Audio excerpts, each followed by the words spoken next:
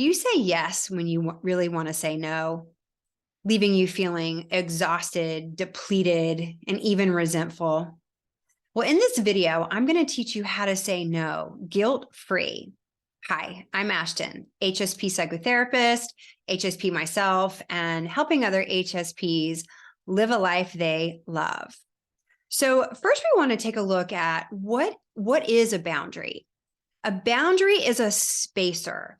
It's something that creates space between you and something else. So for example, you could think of the boundary on a soccer field. That's a pretty obvious boundary. It's actually marked with lines on the soccer field. If something is out of bounds, it's on the other side of the boundary. If it's in bounds, it's inside the soccer field. Those kinds of boundaries are pretty easy to see and understand. Some of these boundaries that we're talking about are not quite so visible. So let me teach you the 3 types of boundaries. We have rigid boundaries. You could also think of another word for that would be impermeable. I don't know if you remember back to biology class when we talked about cell membranes. And so there are some cell membranes that are impermeable, meaning nothing gets in or out of the cell. Those are the rigid boundaries.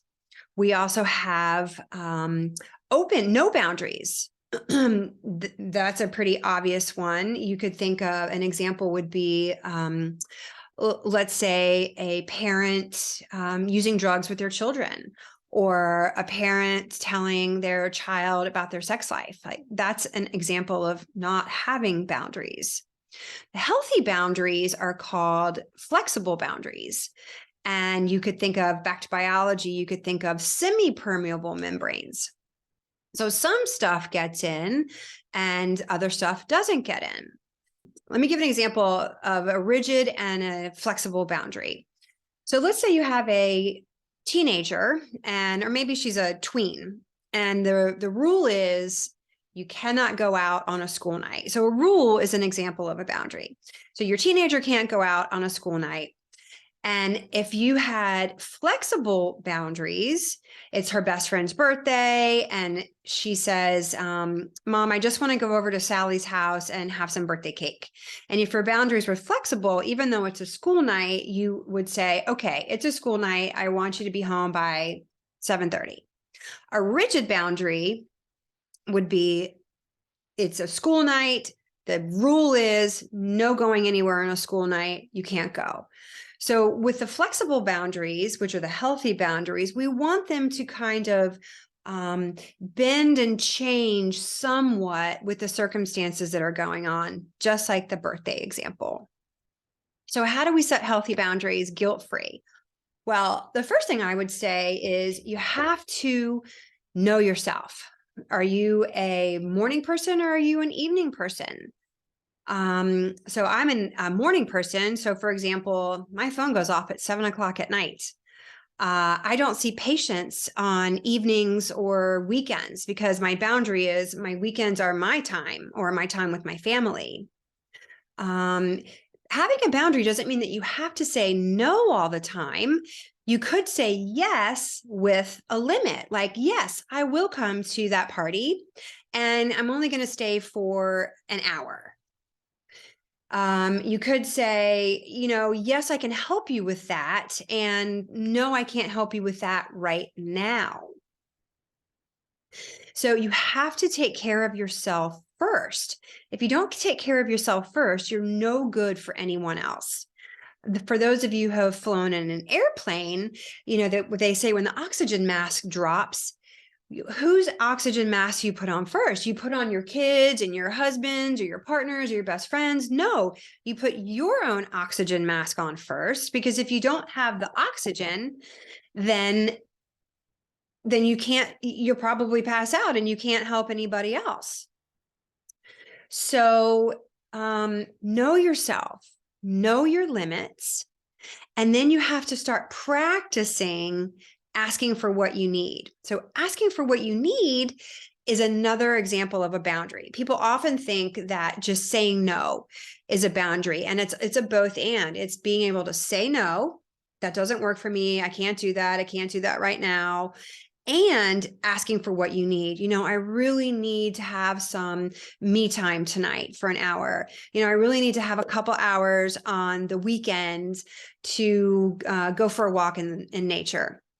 And so for HSPs, we especially have difficulty setting boundaries because we have the empathy.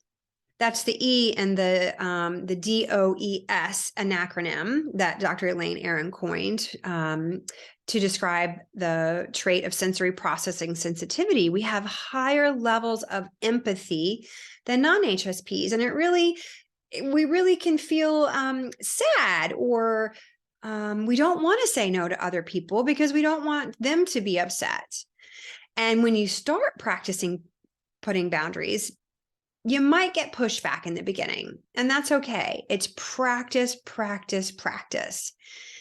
And if you set a boundary and you feel guilty, then that's when you want to start having a look at your negative self-talk. What am I saying to myself? Am I telling myself that I'm a horrible person because I said no, or I'm unkind because I said no, or I'm not helpful because I said no, or I'm not a good friend because I said no? I know for me, sometimes asking for what I need, I can feel like I have too many needs. And that can be pretty common with HSPs as well, because we actually do have more needs than non-HSPs. We have a finely tuned nervous system. And so you could think of like an HSP like an orchid. And an orchid, yeah, it has more needs than, say, a daisy. A daisy's cool, but a daisy is a weed and it could grow anywhere. An orchid, it needs pretty much the right amount of sunlight, the right temperature, and the right amount of water. And then your orchid's going to grow. So an HSP is like an orchid. Yes, we have more needs. So an orchid doesn't feel guilty about asking for what it needs or getting its needs met. I mean, clearly, plants don't have feelings and emotions. It's just an example.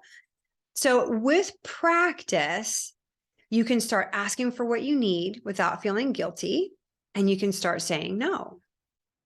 So if you found this helpful, how to set boundaries, check out the link below and grab my free guide where I talk to you more about knowing your limits. And remember, when you understand your sensitivity, and you too can embrace it as your greatest asset.